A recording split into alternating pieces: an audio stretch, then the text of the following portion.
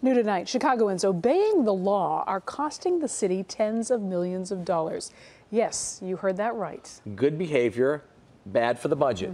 Real bad for the budget. Here's Chief Correspondent Jay Levine with this original report. Jay. Remember the old P.T. Barnum line, Rob and Kate, no one ever went broke underestimating the intelligence of the American people? Well, Rahm Emanuel may have underestimated the intelligence of Chicago drivers, and the city is paying for it big time.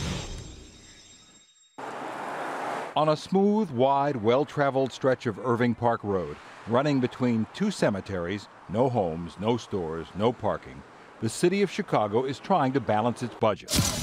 Each flash means a photo, each photo a violation, each violation $100 from red light and speed cameras. Though tonight we've learned the speed cams caught far fewer speeders than expected. According to the mayor's 2015 budget overview, the program's greater than expected effectiveness resulted in lower than expected violation rates. How much lower? $50 million lower, a projected $40 million, less than half the $90 million the mayor budgeted to balance the budget. The camera company convinced the city it was going to make more money than it did.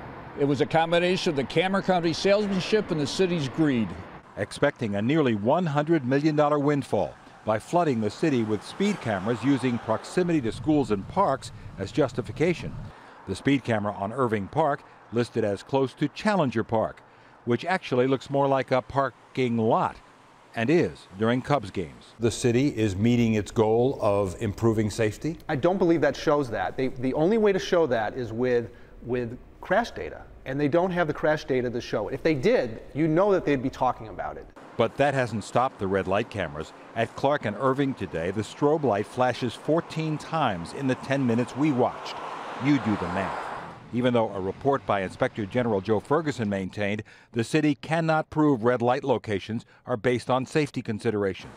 And a University of Illinois at Chicago study concluded red light cameras are not effective in improving safety. It may be too soon to tell if speed cameras have made us safer, but drivers have certainly gotten wise to them, leaving that $50 million hole in this year's budget, and the mayor having to look further than speed cams on Cemetery Row to balance next year's. So what's the city to do? They've failed at this.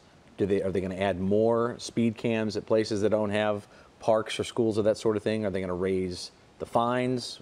Well, they can't put more in places other than schools and parks. In fact, they're about to add more, but still, they are lowering that estimate of fines to $42 million next year, and instead raising taxes, raising fees on parking taxes and leisure taxes, leisure events taxes, sporting event taxes, and trying to keep people from avoiding sales taxes by having straw offices in other counties.